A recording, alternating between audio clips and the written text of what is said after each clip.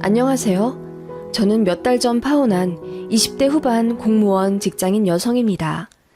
3년 사귄 남자와 죽고 못 살 정도로 뜨겁게 연애한 지난날이 이렇게 허무하게 모래성처럼 무너질 줄은 몰랐습니다. 놀랍도록 이상한 예비 시모와 그 신우 때문에 파혼하긴 했지만 결과적으로 그런 신기루 같은 집안에 속아서 넘어갈 뻔했던 게 아찔할 정도입니다. 그래서 빨리 파혼한 게 다행이라고 생각하고요. 그렇게 생각하니 마음도 차분해지고 정리가 잘 되더라고요.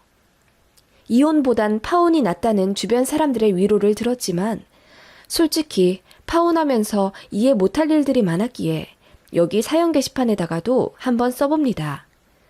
전 예비신랑, 편의상 이 글에선 남친이라고 호칭하겠습니다. 남친이랑 저는 대학 때 알게 된 사이였다가 연인으로 발전해 3년 사귀게 되었어요. 남친네 쪽은 학군 지역에서 중고등학생 대상으로 하는 학원을 운영하고 있었고 남친은 늘 그 학원을 물려받을 생각을 하고 있었습니다. 그래서 졸업하고 아예 학원 행정실에서 팀장급으로 근무 중이었어요. 대학 다닐 때부터 복수 전공으로 교육학까지 들으며 앞날을 준비해왔던 사람입니다. 저희 집은 대대로 공무원 집안이고 저 역시 2년 준비 끝에 바로 시험에 합격해서 서울 지역에서 근무하고 있었습니다. 남친은 늘 자기네 집이 돈이 많다고 자랑했어요. 학원 역시 10년 안에 본인이 물려받을 것이며 경영권을 손에 얻으면 그 즉시 온라인 사업으로 확장해서 학원을 크게 늘려갈 것이라는 담대한 포부를 가지고 있더라고요. 그런 남친의 모습에 존경스럽기도 하더라고요. 남친이랑 남친의 집안 쪽에서도 저희 연애가 3년 다 되어가니 자연스럽게 결혼할 것이라고 생각하고 있었습니다. 그렇게 물 흐르듯 양가에서 허락받고 준비하게 되었고 그 흔한 싸움 같은 것도 없이 너무나도 자연스럽게 미래를 함께 그리게 되었습니다. 그래서 천생연분이라고 생각했죠. 다들 그러더라고요.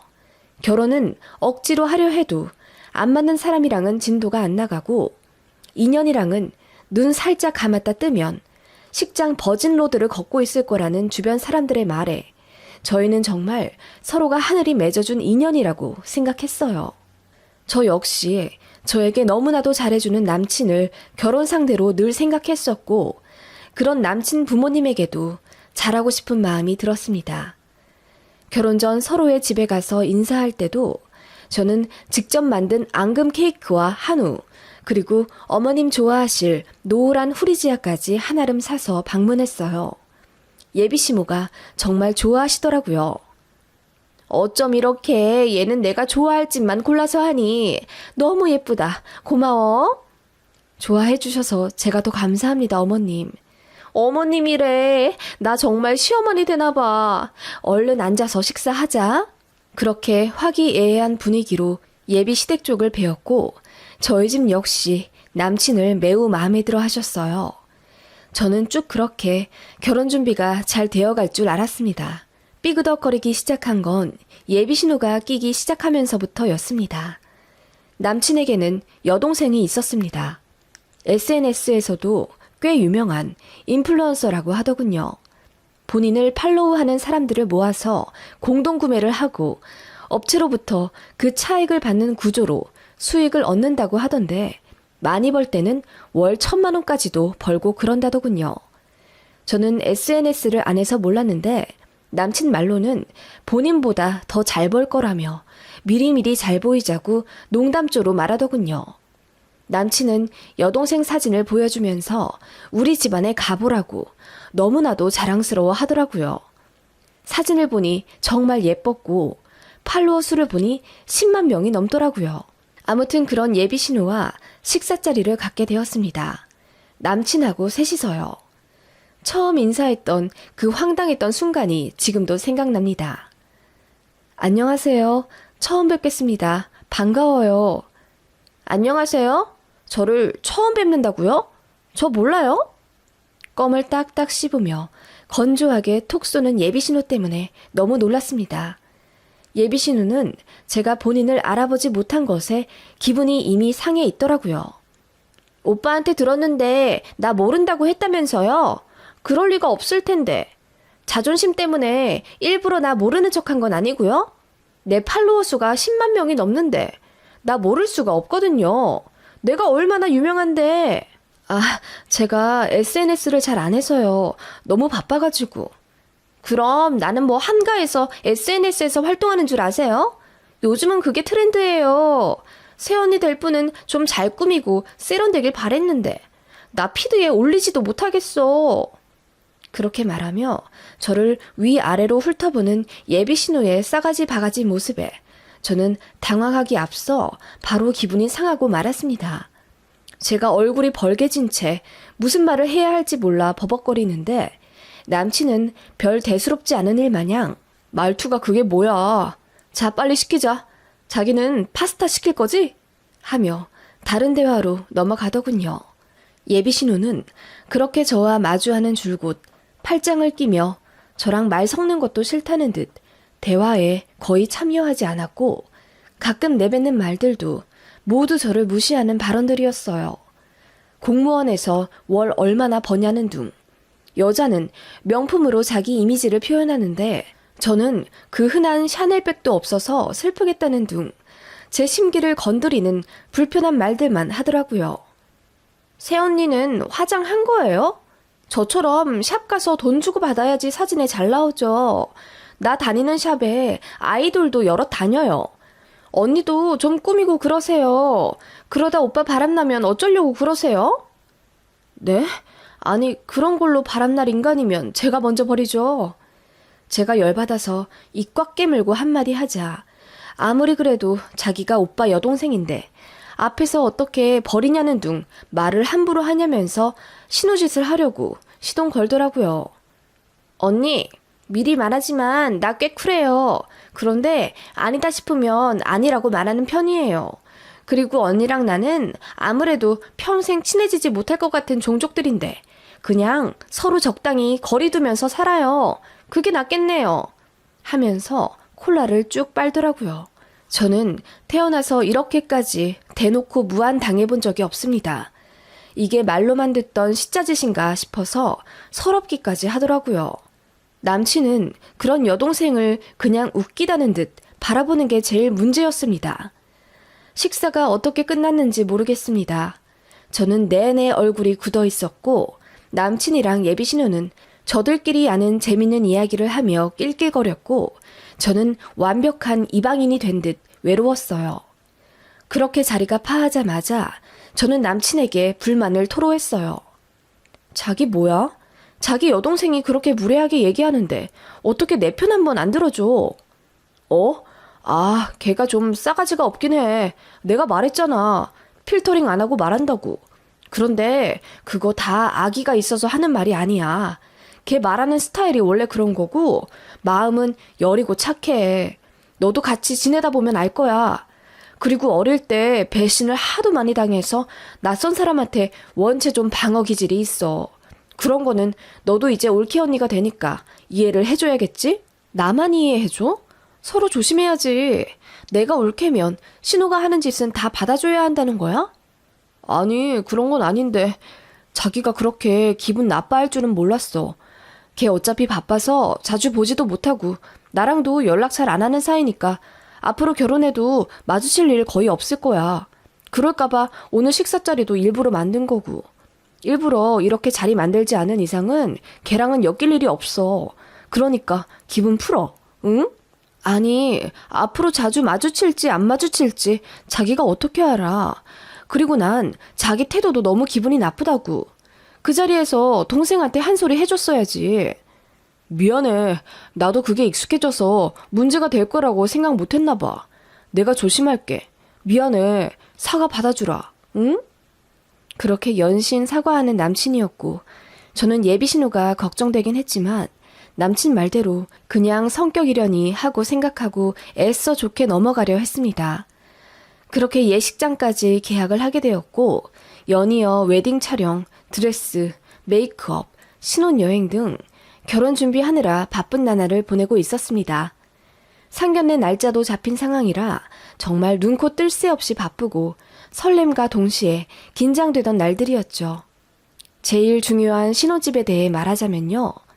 결혼 이야기 나오던 처음에 예비신모 되실 분이 신혼집을 해주시겠다 하셨어요.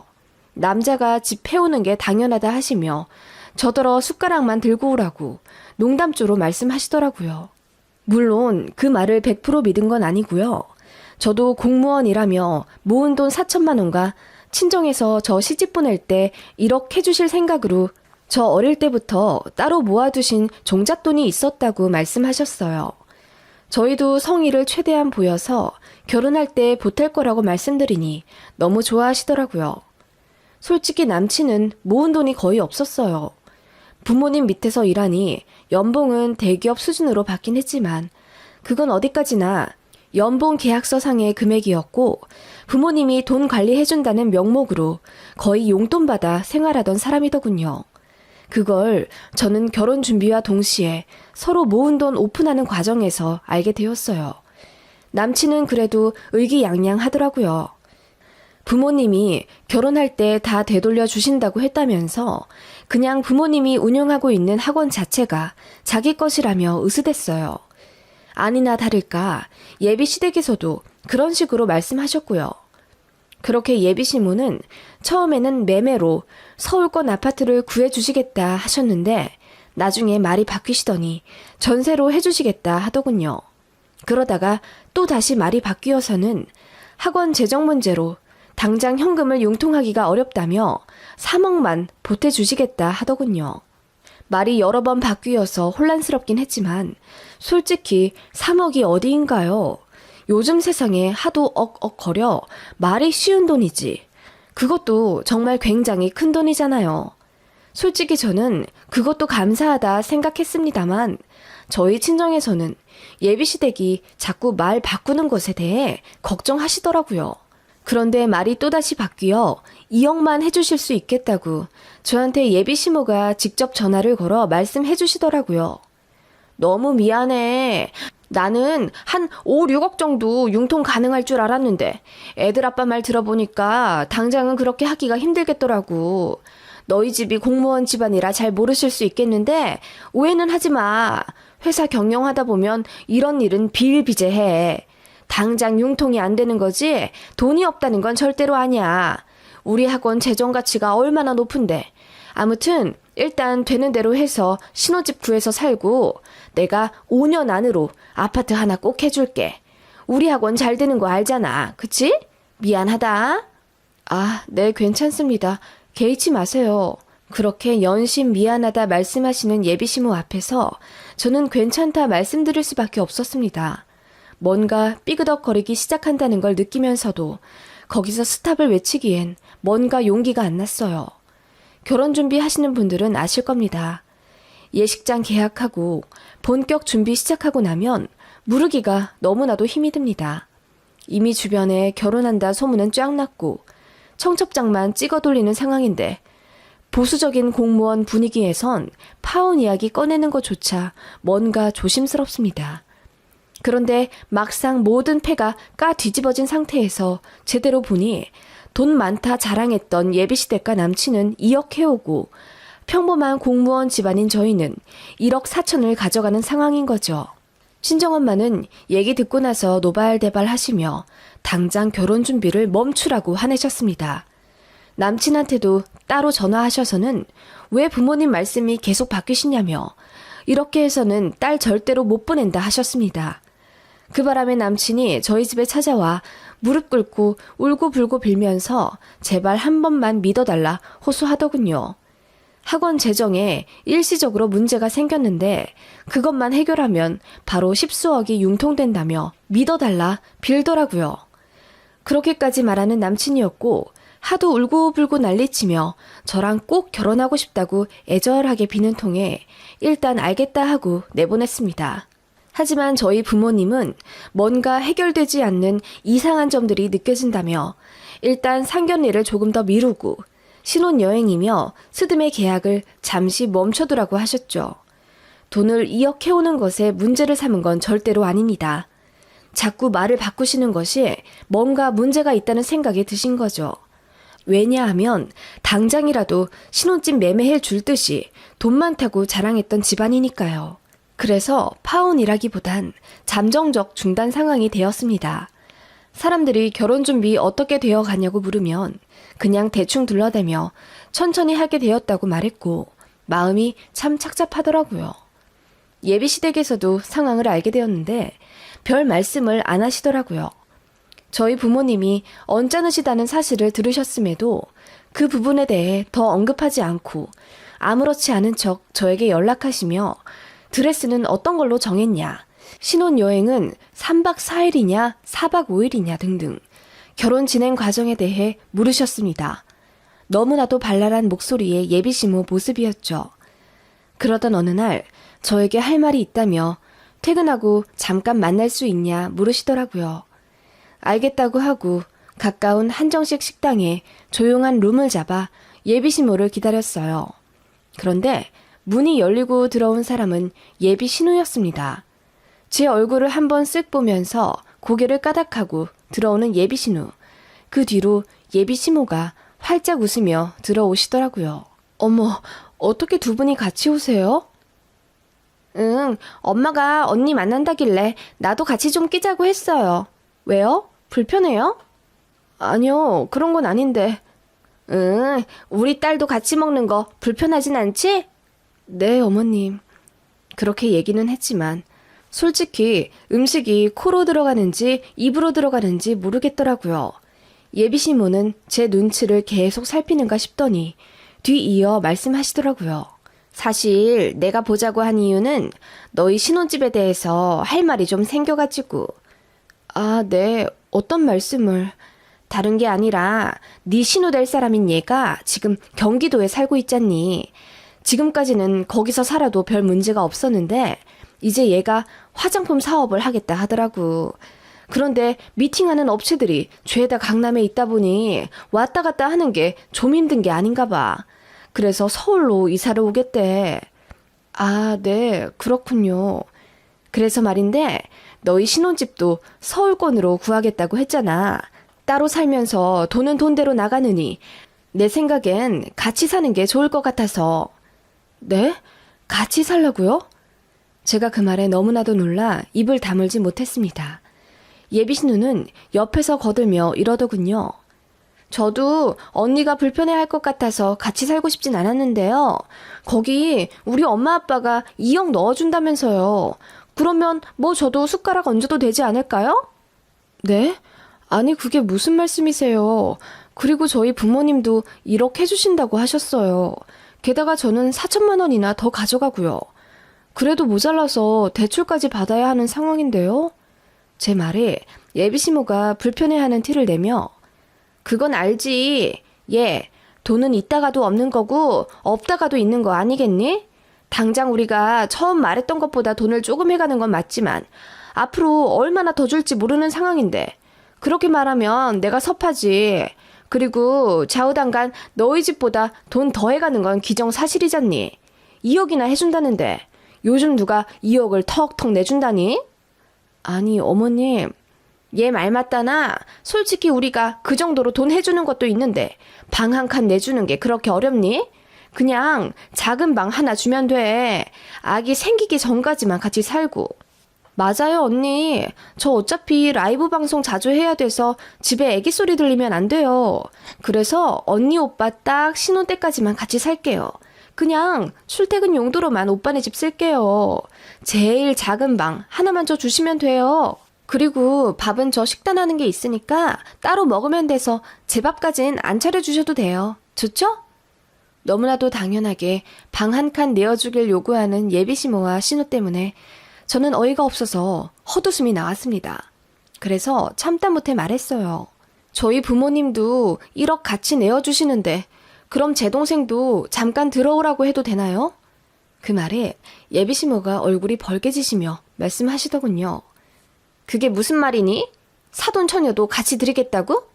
네, 제 동생도 지금 서울에서 대학 다녀요. 자취하고 있는데 뭐하러 돈 따로따로 나가게 쓰고 있나요? 저희 신혼집 들어오라고 해서 다 같이 살죠 뭐. 아니, 그게 말이 되니? 어떻게 우리 아들이 처제랑 같이 살아?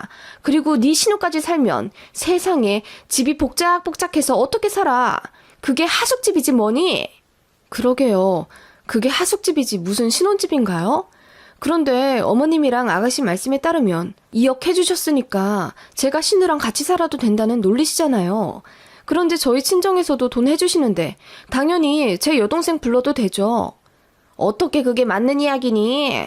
신우랑 처제랑 어떻게 똑같아? 내가 일부러 편하게 대해줬더니 너 시댁을 이렇게 물로 봐도 되는 거야? 너희 집에선 그렇게 가르쳤니? 드라마에서만 듣던 그 대사를 제가 듣게 될 줄은 몰랐습니다. 너희 친정에서 그렇게 가르쳤냐는 말을 듣자마자 저도 폭발해버렸죠. 네, 아니다 싶으면 아니라고 말하라고 배웠습니다. 무슨 돈을 얼마나 해주신다고 신우 방 한 칸을 내어달라 당연스럽게 요구하세요? 말이 좋아 방 한 칸이지 저더러 신우 뒷바라지하며 살라는 말이잖아요. 빨래 해주고 밥 해주면서 무슨 식모도 아니고요. 시댁 우습게 안다는 말 들으니 더 확신이 드네요.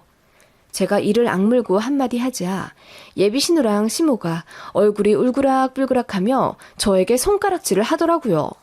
엄마, 이 언니 완전 미쳤어. 그러게, 너 정신이 나갔니? 시댁 가족 하나같이 살자는데 그렇게까지 우리한테 화낼 일이야? 우리 딸이 꽁으로 있겠다는 것도 아닌데 너 우리가 돈 다 안 해주니까 본색 드러났구나. 너 같은 속물은 우리가 사절이야. 당장 우리 아들한테 전화해서 너랑 파혼하자고 해야겠다.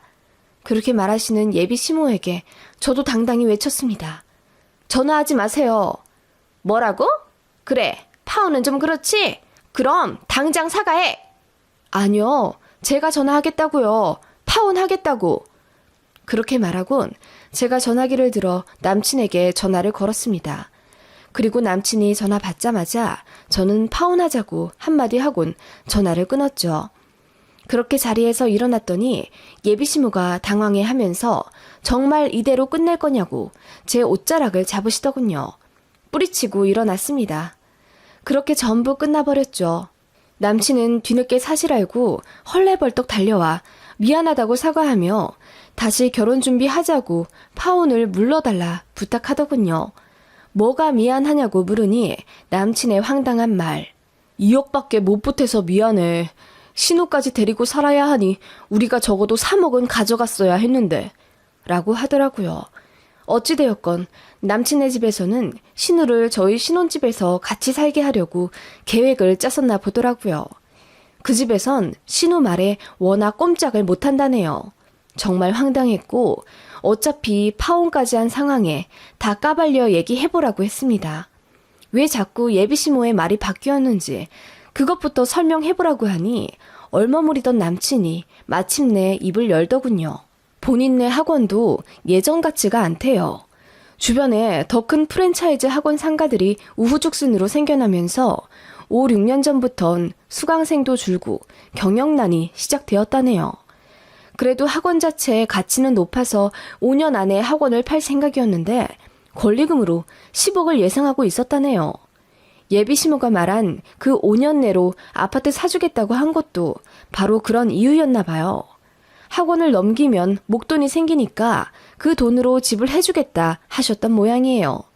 그런데 솔직히 말이야 바꾸면 그만이니까 그 돈으로 정말 저희 집을 사주실지 아님 해준다는 말만 번지르르 하게 하며 유세란 유세는 잔뜩 떨군 결정적인 순간에 돈 감춰버리는 것도 충분히 예상이 가잖아요. 게다가 예비신우란 사람은 그렇게 돈은 많이 벌지만 또 그만큼 쓰기도 엄청 쓴다네요. 왜냐하면 품위 유지라는 게 있잖아요. 팔로워하는 그 수많은 사람들이 예비신우에게 기대하는 이미지에 충족하려면 끊임없이 명품을 사고 외모를 치장해야겠죠. 그래서 속빈 강정이라네요. 모아둔 돈도 없는 그런 집안이었던 거예요. 게다가 제가 따로 알아본 바로는 학원을 넘겨도 10억은 언감생신이라네요. 몇 달 전에 학원 내에 불미스러운 일이 생겨서 경찰이 왔다 갔다 한 이후로 브랜드 가치도 확 떨어져 그나마 있던 수강생들도 다 나가는 추세라며 부동산 사장님 말로는 남친네 학원 이미지가 완전히 날아가서 학원 권리금으로 2억이나 받을지 모르겠다더군요. 모든 사실을 알고 나니 소름이 끼쳤습니다. 눈 가리고 아웅도 유분수지. 일단 결혼부터 하고 나면 그만인 건지. 손바닥으로 하늘을 가리면 당장은 행복할지 몰라도 상대와 상대 집안까지 그렇게 속인 채 그것도 모자라 시자지까지 하려고 했던 그 집안 사람들이 너무나도 황당합니다.